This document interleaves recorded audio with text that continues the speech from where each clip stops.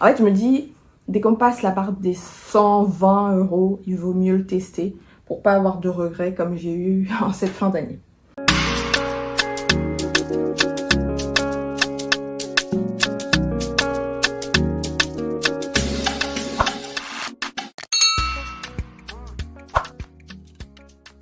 Bonjour à toutes et à tous, bienvenue ou re-bienvenue sur ma chaîne, je suis Iman et aujourd'hui on se retrouve pour ma vidéo wishlist parfum de 2025.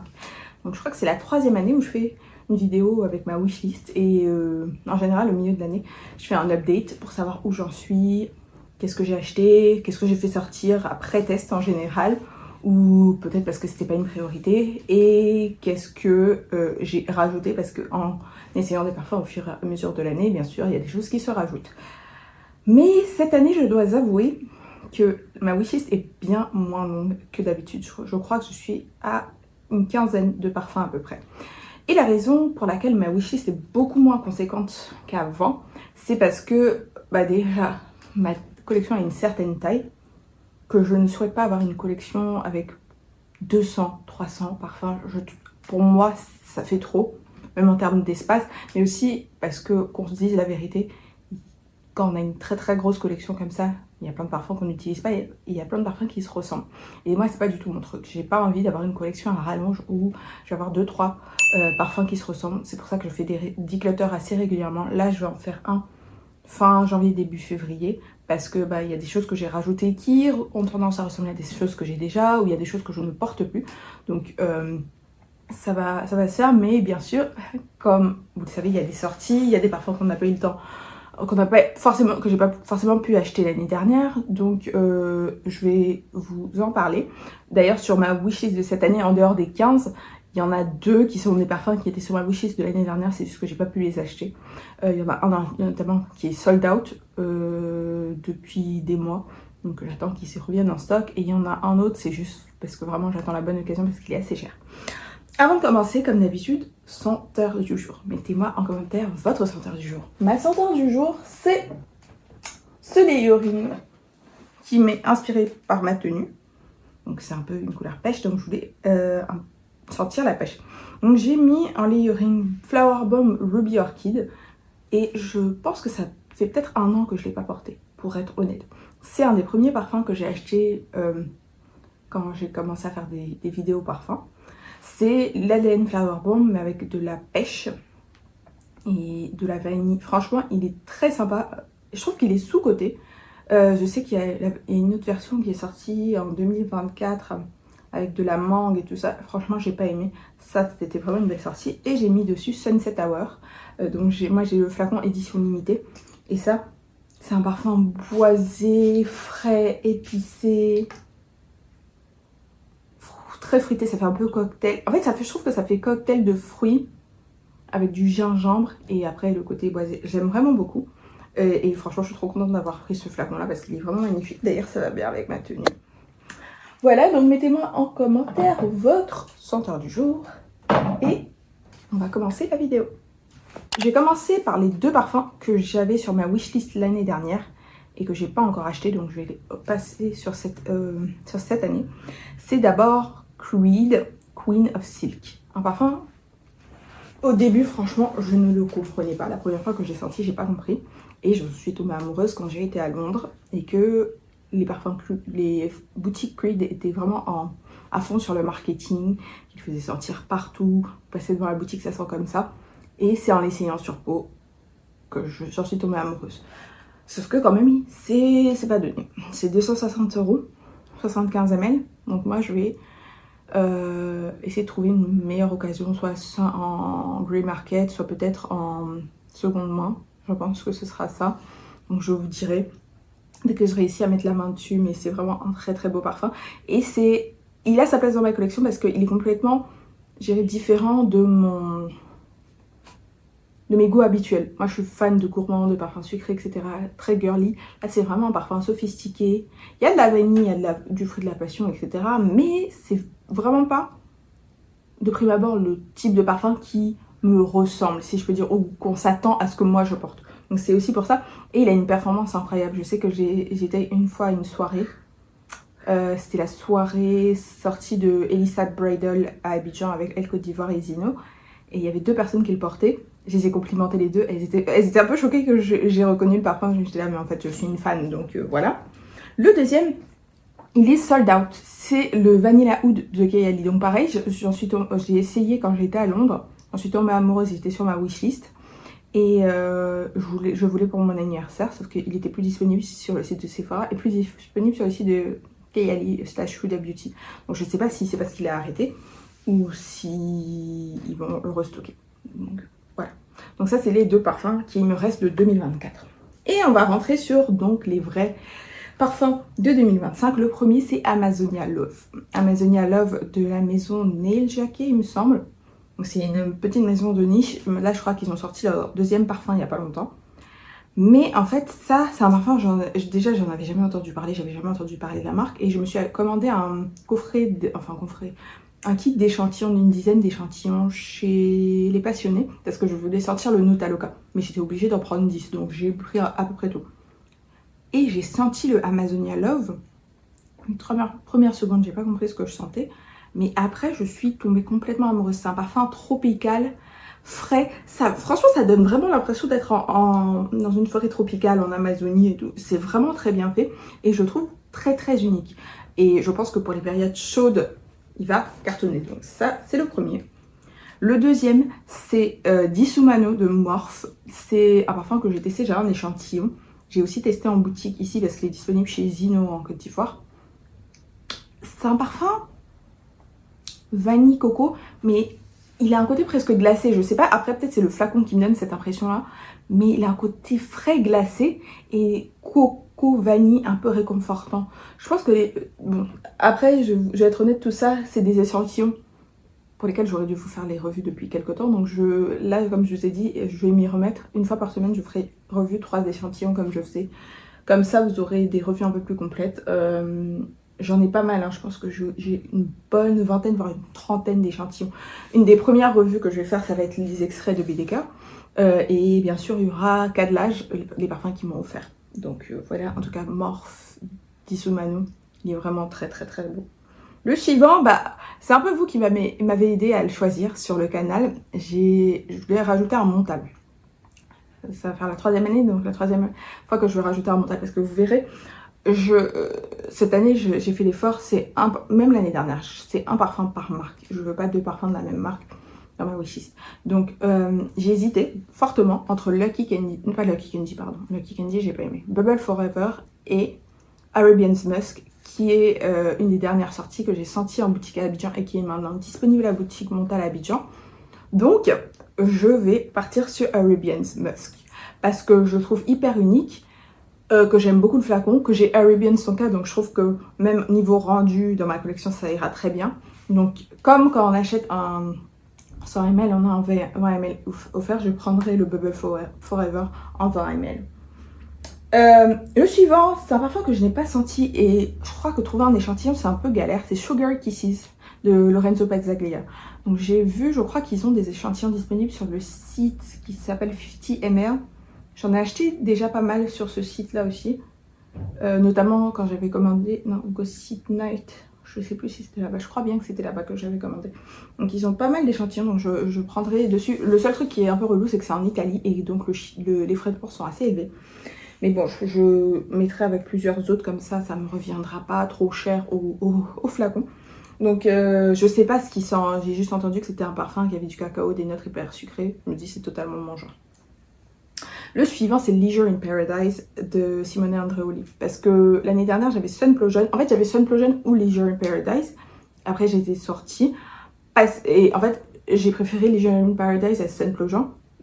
Et en fait, comme je m'étais acheté Buontalenti, qui est très similaire à Leisure in Paradise, j'avais sorti Leisure in Paradise. Mais au final, le Buontalenti, il m'a plu, mais j'ai fait sortir de ma collection, je l'ai revendu.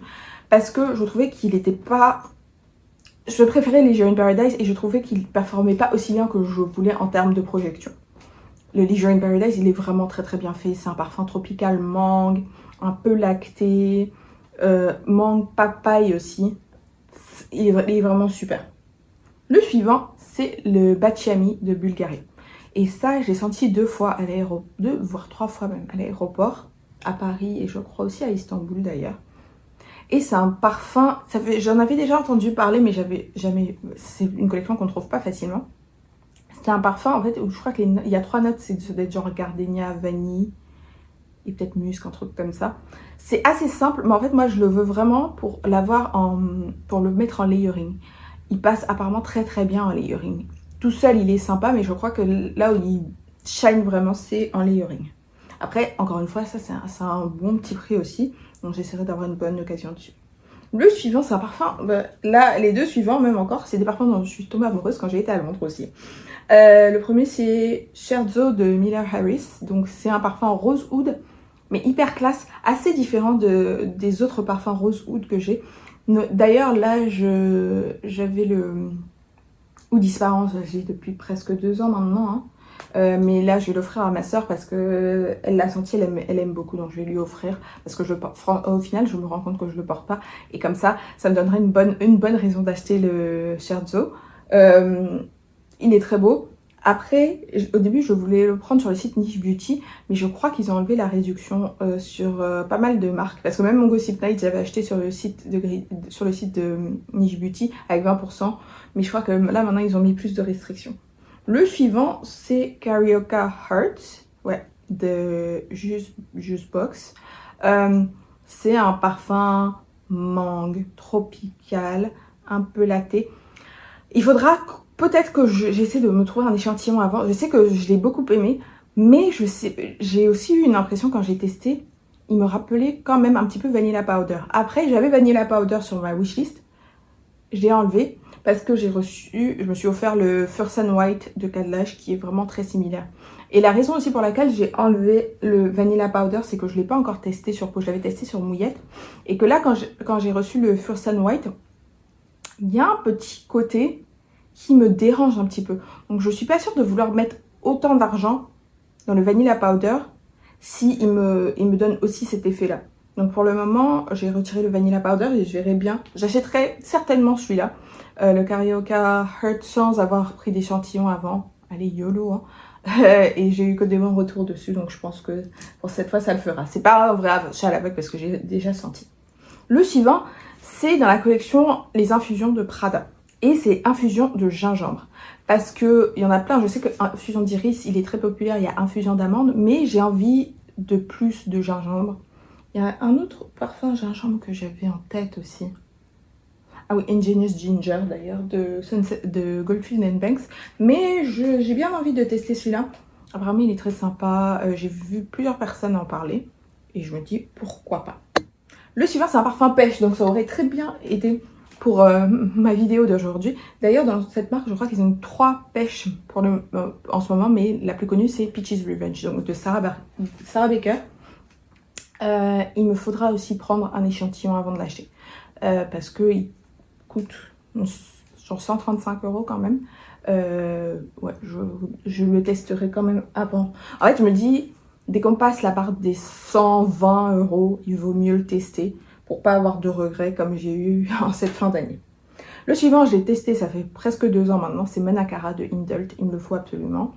C'est un très beau parfum, presque bonbon, litchi à la rose, un peu confiture de rose, très féminin, très sucré.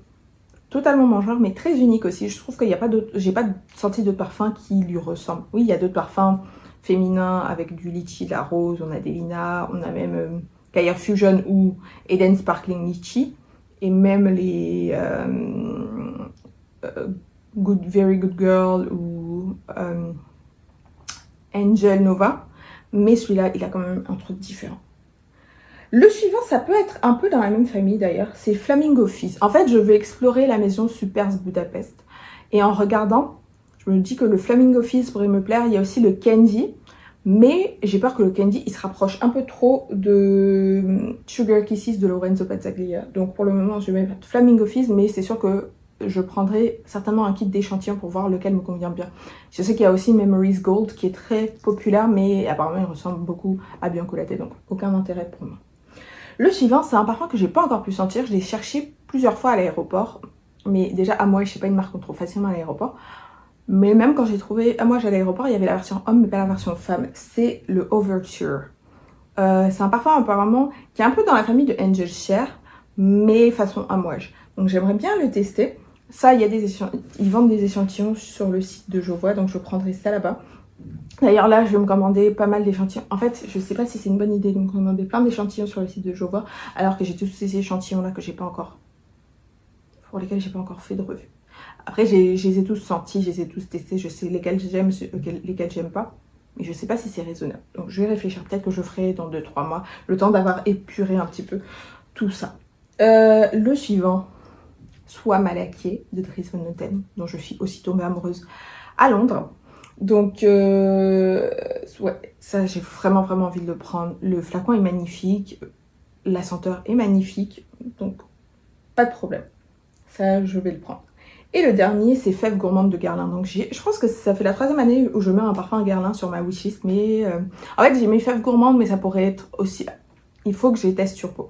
Donc Fève Gourmande, ou Spiritueuse Double Vanille, ou Angélique Noire. J'ai aussi entendu parler de Cuir Beluga, apparemment qui est pas mal. Mais encore une fois, il faut que je teste sur peau et je ferai mon choix. Et pour ça, j'irai en boutique, je ferai graver mon nom, je ferai la personnalisation, tout ça. Donc là, en fait, j'ai 15 parfums. Est-ce que je me dis un parfum par mois et girl math, un parfum par mois, donc ça fait 12. Et ensuite, c'était quoi? Il y en a un qui sera pour mon anniversaire, un qui sera pour Noël. Et il y en a un, c'est parce que quelqu'un me doit un cadeau d'anniversaire de 2024. Donc voilà. Je pense que vous avez compris. Mais déjà, c'est beaucoup moins que l'année dernière. Et je veux aussi tester 3 autres parfums, mais là, je prendrai en format voyage. Le premier, c'est Ambrosia Imperial de Navitus. Parce que Navitus, c'est une marque dont j'entends beaucoup parler. C'est vrai qu'ils ont des sorties toutes les 2 semaines, même limite eux, surtout avec des influenceurs. Donc des fois, je trouve que ça va un peu doublon, c'est très marketing. Mais celui-là, franchement, j'en entends vraiment beaucoup parler. J'entends beaucoup de bonnes choses dessus, notamment. Et surtout, apparemment, il est très unique. Après, je ne me vois pas mettre 295 balles dans un parfum que j'ai jamais senti. Surtout qu'apparemment, chez Navitus, quand ils vous les expédient, parce que je crois que c'est part de Dubaï, quand ils les expédient, que vous les recevez, vous payez des frais de port et des frais de douane assez élevés. Donc je prendrai un format voyage, parce que malheureusement, je voulais prendre un kit échantillon, mais je me suis rendu compte en allant sur le site qu'ils n'expédient pas le kit échantillon en Europe. Donc peut-être que je prendrai quand même un kit échantillon et je le ferai expédier aux US. C'est peut-être une option. Mais en tout cas, Ambrosia Imperial, je vais vraiment le tester cette année, donc ça sera certainement le format voyage. Le deuxième, c'est de la marque Leda, de Stéphanie Leda, qui est apparemment une influenceuse. Donc elle a 3 ou 4 parfums maintenant, mais celui que je veux vraiment essayer, c'est le Bourbon Brûlé. Il a l'air très sympa, j'ai vu plein de retours assez positifs dessus. Donc ce serait celui-là. Et le dernier, c'est une marque qui est basée aux Émirats peut-être. Il s'appelle Keir, K-H-E-I-R. Et le parfum s'appelle Slow Sip. C'est apparemment un parfum genre Angel Share, mais à la mangue. D'ailleurs, on en est où du nouveau Angel Share, la Angel Share Paradise ou je sais pas quoi. Enfin bon, revenons à nos moutons. Donc ils ont 4 parfums dans cette marque. Il y en a un apparemment à la vanille un peu milkshake. Moi, c'est vraiment celui-ci que j'ai vraiment envie de tester. Voilà, donc on a fait le tour. C'est la fin de la vidéo, alors dites-moi ce que vous en avez pensé. Dites-moi s'il y a des parfums de ma wishlist qui sont sur vos wishlists ou s'il y a des parfums de ma wishlist que vous ne connaissez pas. Et surtout, dites-moi quels sont les parfums sur votre wishlist pour 2025. Et j'espère en tout cas que certains retours que j'ai pu vous faire, notamment sur la fin d'année, vont vous aider à ajuster vos wishlists. Et comme je disais, je compte bien me remettre à faire des revues sur les échantillons que j'ai, parce que franchement, les échantillonnés, pour moi, ça a vraiment tout changé dans ma manière de consommer le parfum. Et je trouve qu'il faudrait que les marques, surtout, encore une fois, c'est un plaidoyer hein, pour les marques un peu plus niche, parce que là, récemment, j'ai encore eu un peu une interaction comme ça.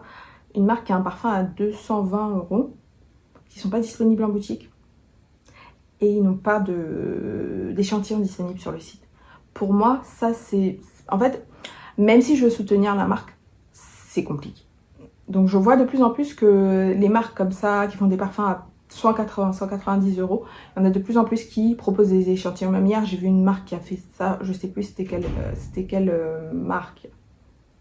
Mais c'est un parfum que j'avais très envie d'essayer. Je crois que c'est le... mince, je vois le flacon, mais j'ai oublié le nom.